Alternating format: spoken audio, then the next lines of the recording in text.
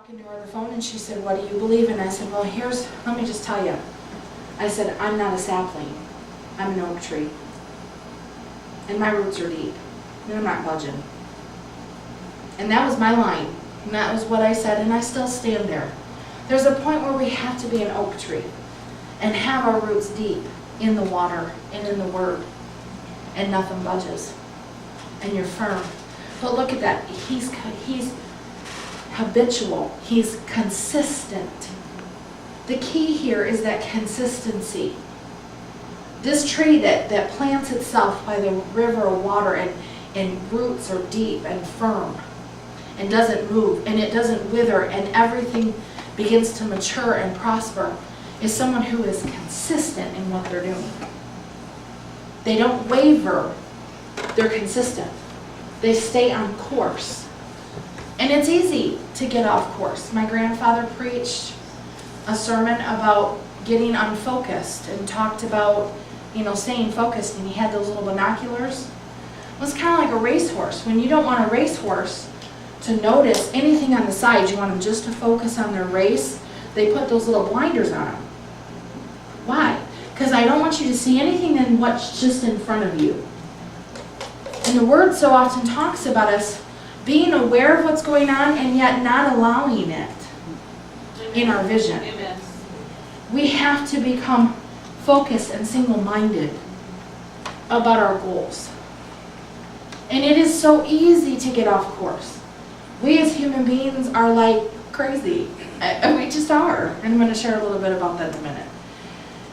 Are you an oak? Are you a dandelion?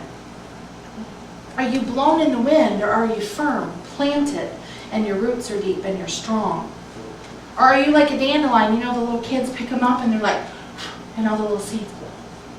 And the wind blows them around and those dandelions die. And they blow around and they make more. But then they blow around even more.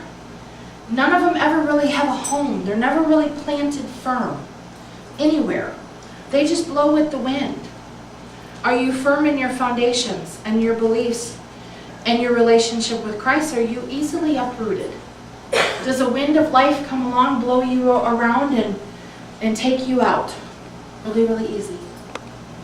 Now, I'm not saying there are moments, we've all been there, because I'm going to tell you right now, from my own personal experience, I have been there.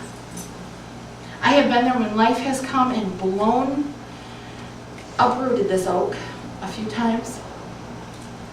And I just didn't know what I was going to do. And I was falling, and I was like, "God, what is going on?" And He's like, "You let that one happen." Really? I wanted you to speak some wonderful word to me. And God's like, "You quit praying. You quit reading the Word. You quit seeking me. You're just going to church because you think if you park the car in the garage, your car." I mean, this is the kind of stuff He says to me, like, "Lord, that's not fair." And I'm like, "No, you're right. He's right." Oh, He's right. And there's these moments in my life where I quit doing what I was supposed to be doing. I got out of that pattern of consistency, and all of a sudden I'm not as firm as I thought I was. And the winds of life begin to blow, and guess what? I feel more like a dandelion than an oak at that moment. We've all been there. The point is we're supposed to get to a place of maturity that even though the winds of life blow, we learn to plant those feet a little deeper and stand there and say, "Go ahead. I double dog dare you to blow at me because I'm going to stand."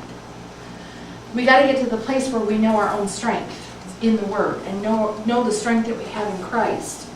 And life can blow and it doesn't knock you over.